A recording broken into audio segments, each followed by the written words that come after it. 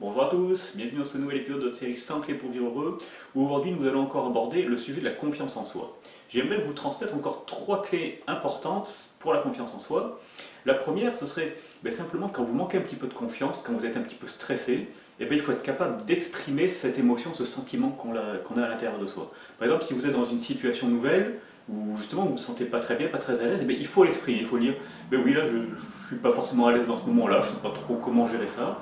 C'est pas pour se plaindre de ce qui se passe, non, c'est pour s'envoyer un message conscient et inconscient, on s'envoie un message à nous-mêmes qui nous dit ok, on reconnaît cette difficulté, on ne fuit pas devant. Il y a cette difficulté et malgré cette difficulté, on va affronter cette situation nouvelle.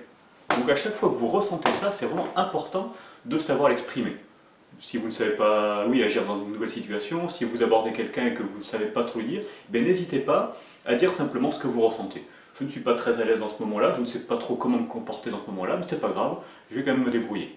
Voilà, c'est important de faire sortir cette émotion que l'on a en nous et de la reconnaître, de ne pas fuir cette difficulté.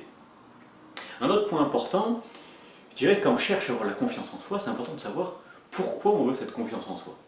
Et de se créer un pourquoi qui soit fort, qui soit élevé, qui va créer une motivation suffisante et nécessaire pour développer sa confiance en soi.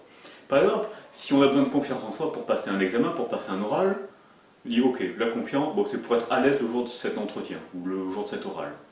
Bon, si c'est juste pour ça, on va peut-être pas forcément être très motivé pour développer la confiance en soi.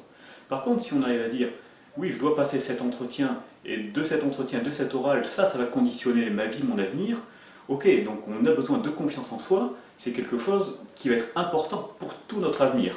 Donc là, le pourquoi, la cause, le pourquoi vraiment de cette confiance en soi devient très important. On a besoin de confiance pour le bien de notre avenir.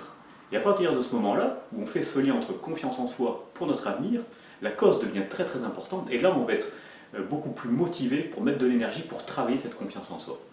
Et puis enfin, un dernier point qui est vraiment très important, c'est qu'il faut savoir que même les personnes qui sont très à l'aise, qui ont beaucoup de confiance en elles, des acteurs, des chanteurs, des grands conférenciers, ils le disent tous, ils ont toujours une part de stress en eux.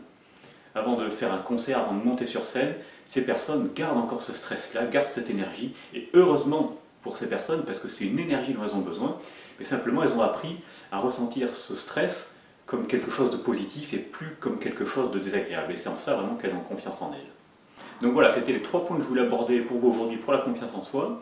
Je vais vous laisser pendant quelques jours, le temps pour moi de travailler sur un projet qui est un petit peu important. En attendant, je vous souhaite de passer d'excellentes fêtes et on se retrouve à la rentrée dans de nouvelles vidéos. Merci à vous.